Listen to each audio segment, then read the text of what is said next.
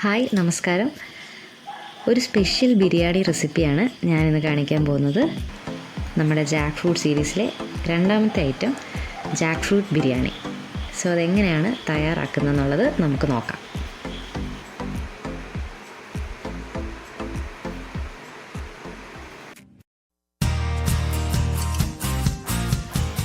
ആദ്യം തന്നെ നമുക്ക് ജാക്ക് ഫ്രൂട്ട് ബിരിയാണിക്കായിട്ട് 2 കപ്പ് ഇടിച്ചക്ക ചെറിയ ചെറിയ കഷ്ണങ്ങളാക്കി ഇതുപോലെ മുറിച്ചിട്ട് എടുക്കുക. അപ്പോൾ ഇത് നമുക്കൊന്ന് മാരിനേറ്റ് ചെയ്തെടുക്കണം ഫസ്റ്റ്. അതിനായിട്ട് ഞാൻ ഉപ്പ് 1/2 ടീസ്പൂൺ ആഡ് ചെയ്തു. പിന്നെ മുളക് പൊടി 1 ടീസ്പൂണ്, മല്ലിപ്പൊടി 1 ടീസ്പൂണ്, ടർമറിക്ക് 1/4 ടീസ്പൂണ്, പിന്നെ 1/2 ടീസ്പൂണ് ഗരം മസാല.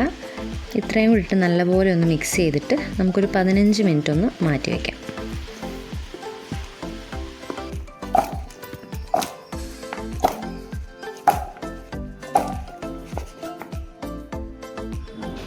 ആ സമയം കൊണ്ട് നമുക്ക് ബിരിയാണിക്കുള്ള റൈസ് റെഡിയാക്കാം. അതിനായിട്ട് ഞാനിവിടെ 2 കപ്പ് ബസ്മതി റൈസാണ് എടുത്തിരിക്കുന്നത്. അത് ഒരു 20 മിനിറ്റ് വെള്ളത്തിൽ സോക്കാനിടുക.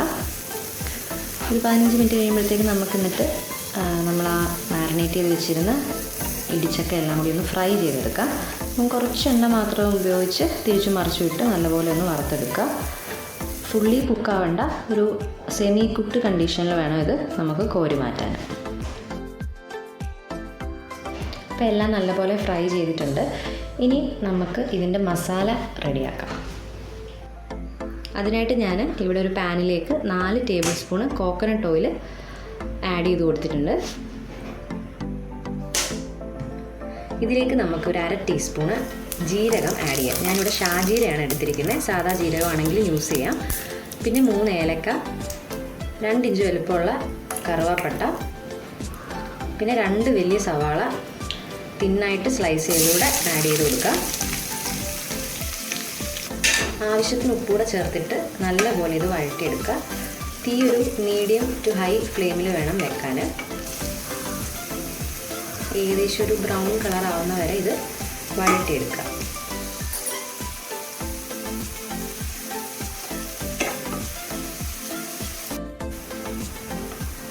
സോ ഈ എണ്ണയിലേക്ക് നമ്മുടെ ഈ കറുവാപ്പട്ടയുടെ ഒക്കെ ഫ്ലേവർ ഇറങ്ങിയിട്ടുണ്ട്. അതുകൊണ്ട് തന്നെ നമുക്കൊരു 2 ടീസ്പൂൺ ഓയിൽ ഒന്ന് മാറ്റി വയ്ക്കാം. അത് ലാസ്റ്റിൽ നമ്മൾ റൈസിൽ ഒഴിച്ചു കൊടുക്കാൻ വേണ്ടിയിട്ടാണ്. അടുത്തതായിട്ട് നമുക്കിതിലേക്ക് കുറച്ച് ഇഞ്ചി വെളുത്തുള്ളി ചതച്ചതൂടെ ആഡ് ചെയ്ത് കൊടുക്കാം. ഏകദേശം 1 ടീസ്പൂണാണ് ഞാനിവിടെ യൂസ് ചെയ്തേക്കുന്നത്. നല്ലപോലെ ഒന്ന് വഴട്ടുക. ഇത് തീ ഒന്ന് ലോ ഫ്ലെയിം വെച്ചിട്ട് നമുക്ക് ഇതിലേക്ക് ഒരു 2 ടീസ്പൂൺ മുളക് പൊടി ആഡ് ചെയ്ത് കൊടുക്കാം. പിന്നെ 1 ടീസ്പൂണ് മല്ലിപ്പൊടി,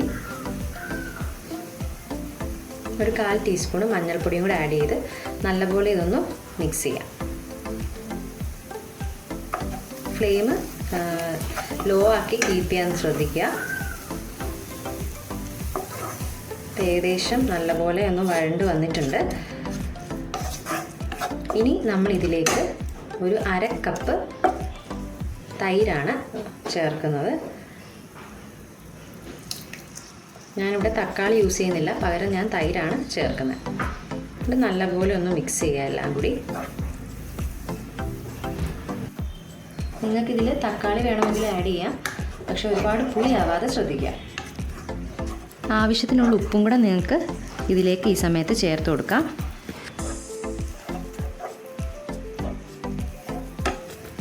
ഇനി ഇതിലേക്ക് പച്ചമുളക് ഒരു 4-5 എണ്ണം കീറി ഒന്ന് ആഡ് ചെയ്ത് കൊടുക്കുക. നല്ലപോലെ മിക്സ് ചെയ്യുക. ഒരു ഫ്ലേവറിന് വേണ്ടിയിട്ട് ഒരു 1/2 ടീസ്പൂണ് ഗരം മസാലയും കൂടി ആഡ് ചെയ്യുന്നുണ്ട്. എല്ലാം കൂടി നല്ലപോലെ ഒരു ലോ ഫ്ലെയിമിലിട്ട് വേണം ഇതൊന്ന് വഴറ്റി എടുക്കാൻ. പിന്നീട് ഞാൻ അതിലേക്ക് കുറച്ച് ഫ്രഷ് മിൻറ്റ് ലീവ്സ് കൂടി ആഡ് ചെയ്ത് കൊടുക്കുന്നുണ്ട്. ഇനി നമ്മൾ വറുത്ത് വെച്ചിരിക്കുന്ന ഇടിച്ചക്കയും കൂടെ ആഡ് ചെയ്ത് നല്ലപോലെ എല്ലാം ഒന്ന് മിക്സ് ചെയ്തെടുക്കാം.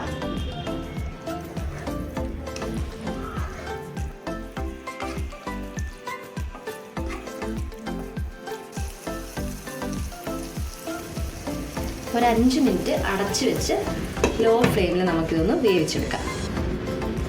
ആ സമയം കൊണ്ട് നമുക്ക് അരി കുക്ക് ചെയ്യാം. അതിനായിട്ട് ഞാനൊരു പ്രഷർ കുക്കറാണ് എടുത്തിരിക്കുന്നത്. അതിലേക്ക് ആവശ്യത്തിന് വെള്ളം ഒഴിക്കുക, കുറച്ച് നെയ്യും 2-3 ഏലക്കയും കൂടി ഇട്ട് അരി നല്ലപോലെ വേവിച്ചിങ്ങെടുക്കുക. ഒരുപാട് വേവാവാതെ ശ്രദ്ധിക്കുക. ഏകദേശം ഒരു 90% വെന്താൽ മതിയാവും. ഒരുപാട് വെന്ത് പോയി കഴിഞ്ഞാൽ പിന്നെ നമുക്കത് ബിരിയാണി ആപ്റ്റായിട്ട് വരില്ല. ഇതുപോലെ ഏകദേശം ഇങ്ങനെ എല്ലാ റൈസും വിട്ട് വരുന്ന പോലെ ആയിരിക്കണം ഉണ്ടാവേണ്ടത്.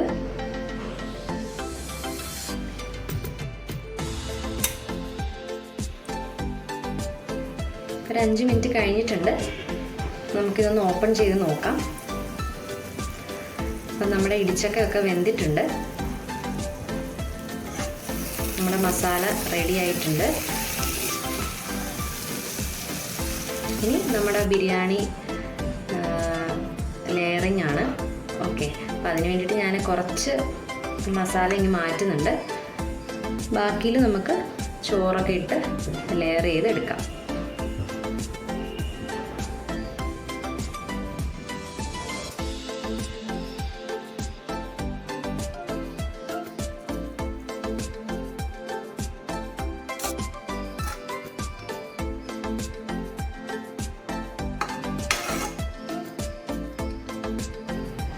നല്ലപോലെ പതുക്കി വേണം വെക്കാൻ ഓരോ ലെയറും. ഇനി ഞാൻ നേരത്തെ മാറ്റി വെച്ചിരുന്ന എണ്ണ അതിൻ്റെ മേലെ ഒന്ന് ആഡ് ചെയ്ത് കൊടുക്കുക. കുറച്ചുകൂടെ ഫ്ലേവർ കിട്ടാൻ വേണ്ടിയിട്ടാണ്. പിന്നെ കുറച്ച് ഫ്രഷ് മിൻറ്റ് ലീവ്സും കൂടി ആഡ് ചെയ്യുന്നുണ്ട്. പിന്നെ കുറച്ച് ഫ്രൈഡ് അണിയൻസും. നിങ്ങൾക്ക് കാഷ്യൂ ഒക്കെ വേണമെങ്കിൽ ഇതിൻ്റെ കൂട്ടത്തിൽ ചേർക്കാം. ഞാനിപ്പോൾ ഇവിടെ ചേർക്കുന്നില്ല എന്ന് മാത്രം. ഇനി നമുക്കിതൊന്ന് ദം ചെയ്യാം. 10 മിനിറ്റ് ലോ ഹീറ്റിൽ അടച്ച് വെച്ച് വെയിറ്റ് ചെയ്യാം. അങ്ങനെ ഏകദേശം 10 മിനിറ്റ് കഴിഞ്ഞു. നമുക്കിത് ഓപ്പൺ ചെയ്ത് നോക്കാം. സോ അങ്ങനെ നമ്മുടെ ടെൻഡർ ജാക്ക് ഫ്രൂട്ട് ബിരിയാണി ഇവിടെ റെഡി ആയിട്ടുണ്ട്. ശരിക്കും പറഞ്ഞാൽ നമ്മൾ ഈ നോൺ വെജ് ബിരിയാണിയൊക്കെ കഴിച്ചിട്ട് നമുക്ക് ഇടിച്ചക്ക ബിരിയാണി കഴിക്കുമ്പം പ്രത്യേകിച്ച് ഒരു വികാരമൊന്നും തോന്നത്തില്ല. പിന്നെ വെജിറ്റേറിയൻസിനും അതുപോലെ പുതിയ കാര്യങ്ങളൊക്കെ ട്രൈ ചെയ്യാൻ ഇഷ്ടമുള്ളവർക്കും ഇത് ഈസി ആയിട്ട് ഉണ്ടാക്കി നോക്കാവുന്നേ ഉള്ളൂ. പിന്നെ ഒരു അടിപൊളി നോൺ വെജ് സബ്സ്റ്റിറ്റ്യൂട്ട് തന്നെയാണ് ഇടിച്ചക്ക. നല്ല ഗുണങ്ങളുള്ള ഒരു ഫ്രൂട്ടാണ്. സോ എന്തായാലും നിങ്ങളിത് ട്രൈ ചെയ്യുക. എന്നിട്ട് നിങ്ങളുടെ ഫീഡ്ബാക്ക് അറിയിക്കുക. ഫ്രണ്ട്സിനൊക്കെ ഷെയർ ചെയ്ത് കൊടുക്കുക. അടുത്തൊരു ചക്കയുടെ വീഡിയോ ആയിട്ട് ഞാൻ വരുന്നതായിരിക്കും. സോ അതുവരേക്കും ബൈ ബൈ.